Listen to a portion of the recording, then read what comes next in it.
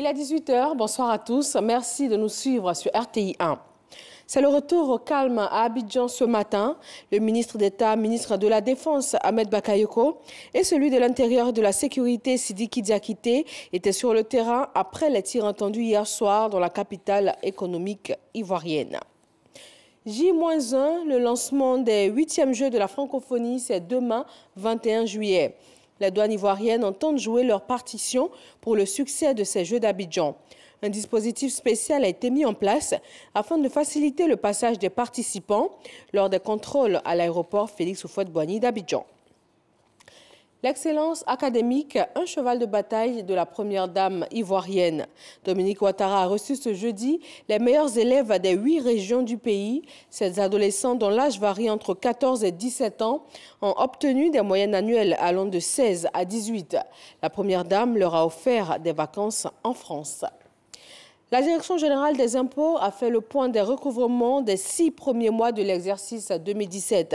Au 30 juin, elle a pu mobiliser 1065 milliards de francs CFA pour un objectif de 1035 milliards. L'enseignant Bakayoko.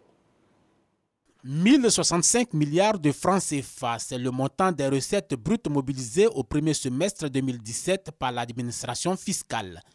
Une marge positive de 30 milliards par rapport aux objectifs assignés. Des résultats rendus possibles grâce aux réformes liées, entre autres, à la numérisation. Au prix des réformes engagées, suivies, exécutées par nos services, que nous pourrons faire de la Direction générale des impôts, notre administration, une administration moderne et modèle, comme nous nous plaisons souvent à le dire.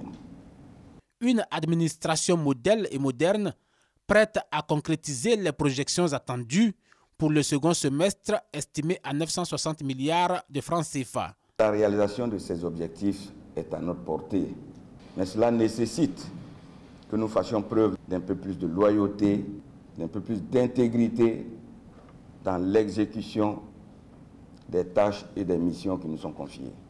De l'intégrité, de la loyauté, mais surtout de la détermination pour faire face aux besoins financiers sans cesse croissants de l'État.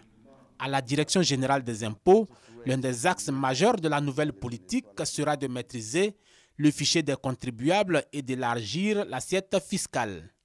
Dans cette perspective, le secteur informel représente la niche importante à capter. Pas d'inquiétude donc quant à une augmentation d'impôts. Pour le moment, il n'est pas question de procéder à une hausse des taux d'imposition.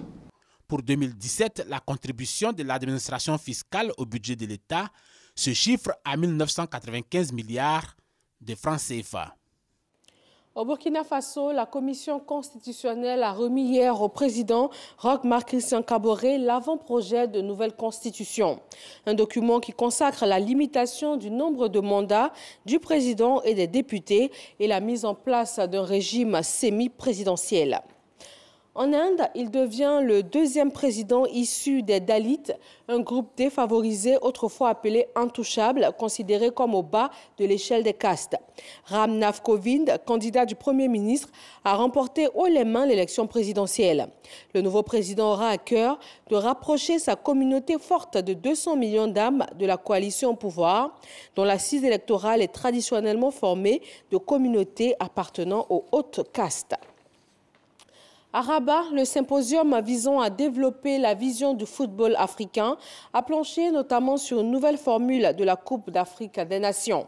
Les participants de l'atelier concernant la plus grande compétition africaine de football ont préconisé une CAN à 24 équipes contre 16 actuellement, en été et tous les 2 ans.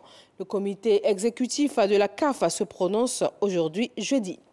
Voilà, merci de votre attention. Rendez-vous à 20 h pour le journal de RTI 1.